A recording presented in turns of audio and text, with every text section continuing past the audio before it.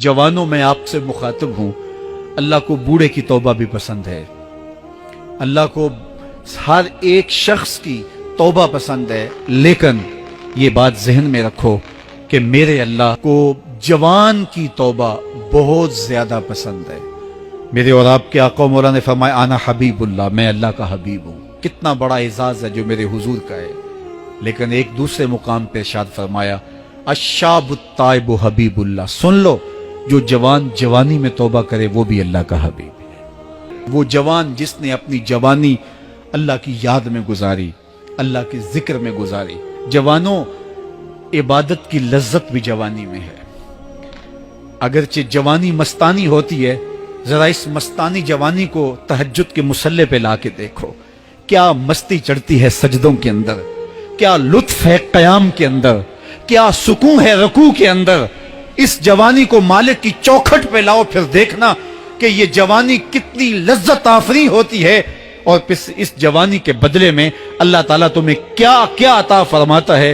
वराजुलुन कल्बहु मुअल्लकुम bill मसाजिद, वो आदमी जिसका दिल मस्जिद के साथ वाबस्ता होता है। अल्लाह के घर की तामीर, अल्लाह के घर की तज़ईन, अल्लाह के घर की सफाई सुथराई, अल्लाह के घर की आबादकारी, अल्लाह के घर की हाजिरी, ये उसकी जिंदगी का मशगला है।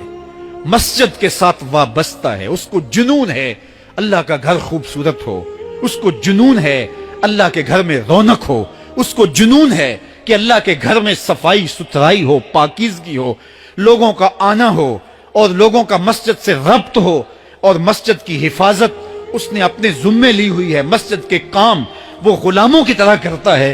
सुनो सुनो, मेरे हुजूर ने फरमाया कयामत के दिन अल्लाह उसे अपने अर्श का ठंडा साया अता फरमाएगा। वो आदमी जिसमें तन्हाई में अल्लाह का जिक्र किया, अल्लाह को याद करने बैठ गया, कोई देखने वाला नहीं था, वो तन्हा था, हुजरे में था, अपने बंद कमरे में था, अपने रब को याद किया। अल्लाह की याद करते करते उसकी आंखों से आंसू टपकने लगे, उसकी आंखें आंसुओं का खिराज देने लगी। तो मेरे और आपके आका मौला ने फरमाया कि ये आंसू इतने कीमती हैं, इन आंसुओं के बदले में कयामत के दिन उसे अर्श इलाही का साया नसीब होगा। अर्श इलाही का साया उसे नसीब होगा इन आंसुओं के बदले में।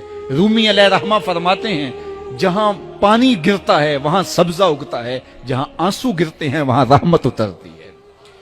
तो इसलिए जो अल्लाह की याद में रोने का लुत्फ है और अल्लाह की याद में आंसू बहाने का अजर और सिला रखा गया है, ये गुनाहों को धो डालता है, ये अंदर की सफाई और सुथराई का सबब और जरिया है। मेरे और आपके आका मौला ने फरमाया रातों की तन्हाइयों में उठ के कुरान पढ़ा करो और कुरान पढ़ते हुए रोया करो। फिर फरमाया फ़इल्लम तबकू फतबाकू, अगर रोना ना आए तो रोने की कोशिश किया करो। हजरत दाता गंज बख्श अली हजवेरी से एक मुरीद ने कहा, हजरत अगर रोने की कोशिश करें फिर भी रोना ना आए, फरमाया फिर अपने मुकद्दर पे रोया करो।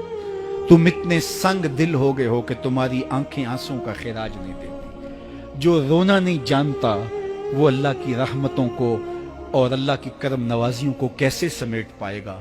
बच्चा रोता है तो मां दूध देती है। जब बंदा अल्लाह की हुजूर इल्हाओ जारी करता है, इज्ज करता है, इनकिसारी करता है, तो अल्लाह की रहमतों को जोश आता है और अल्लाह ताला की रहमतें उस पर बरसती हैं।